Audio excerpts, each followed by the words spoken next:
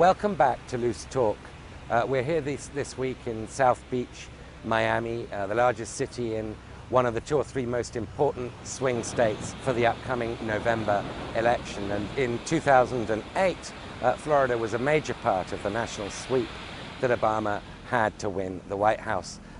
Then the focus was very much on whether then Senator Obama, could get the elderly Jewish vote that's so heavily concentrated around Miami. But in 2012, the real focus is on the Hispanic vote, not just here in Florida, but in other critical swing states like Virginia and Colorado.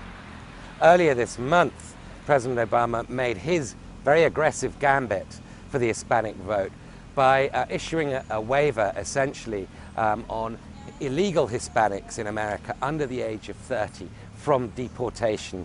Up to 1 million could benefit from this waiver. And then last week, both candidates spoke at what is the most important annual Latino convention here in Orlando, Florida, in their bid to try and woo the Hispanic vote.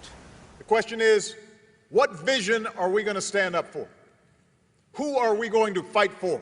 So the really key question facing Governor Romney is that, given the very hard line he took on immigration during the Republican primaries, where he even talked about the self-deportation of America's estimated 11 million illegal aliens, can he tack back sufficiently to the center to persuade Hispanics he didn't mean what he said?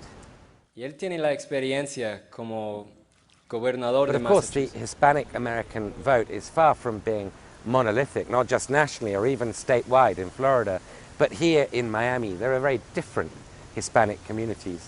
Just a short while away from here in Little Havana, Cuban Americans and Cuban exiles would be the first to point out there are very many different kinds of Hispanic voter. See, just because we speak the language doesn't necessarily mean that we all have the same goals or following the same aims. Not necessarily. I think that Mexicans are pretty much have their own problems that they're trying to face and deal with, as we do. We Cuban Americans in Florida, we do care about the national elections and the local elections, but more than anything else, we're looking southbound. We're always looking 90 miles away from Key West. But, like I said before, we also have to send our kids to school and we have to pay taxes here. Even if Mitt Romney is able to come up with some kind of effective riposte to President Obama's deportation waiver, he still risks alienating his base. We're here at the Globe restaurant in downtown Coral Gables, where the Young Republicans, the Miami Young Republicans, hold their monthly meeting in a back room. And here's what some of them had to say about the issue.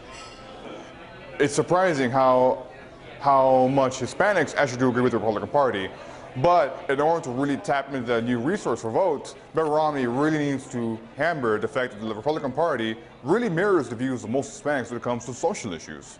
And finally, I think he needs to visit the Hispanic community, not just sending his deputies out to the field, but himself going to the Latino community. I think the impact of the immigration issue in the Hispanic population, the Hispanic voting population, and the population in general is overstated. No matter what your point of origin is, you have the same concerns at the end of the day. Immigration is something that factors into it, but I don't know that it'll play the role that everybody thinks it does.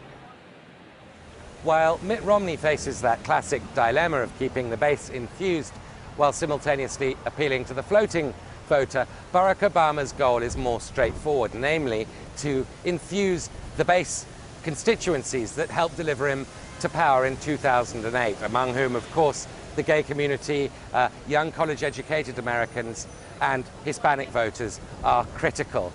And so tonight, in a very typical cool Obama event, the president's going to be hosting the famous Latino singer Mark Anthony here at this classic Art Deco theater behind me. I think, it's going to make a huge impact in the Hispanic vote because, there's tons of people that came here as children and were raised here, educated here, and want to continue their education and contribute to this country too. What about Governor Romney? Do you think he can regain credibility with the Hispanic communities? I don't think he can because he never states a position.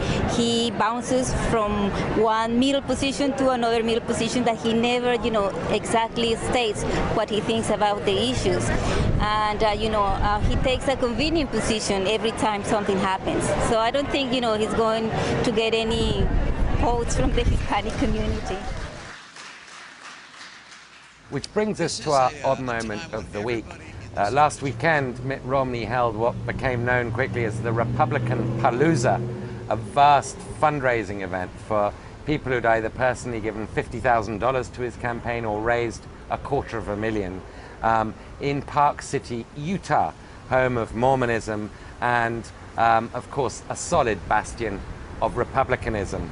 Now, interestingly enough, just before the event, which was considered one of the most exclusive fundraising events in the history of presidential fundraising, Newt Gingrich, Mitt Romney's one-time rival for the Republican nomination, was asked why Romney got it and he didn't. And he said, Romney had 16 billionaires, I only had one. Well, most of those billionaires were with Romney in Utah. See you next week on Loose Talk.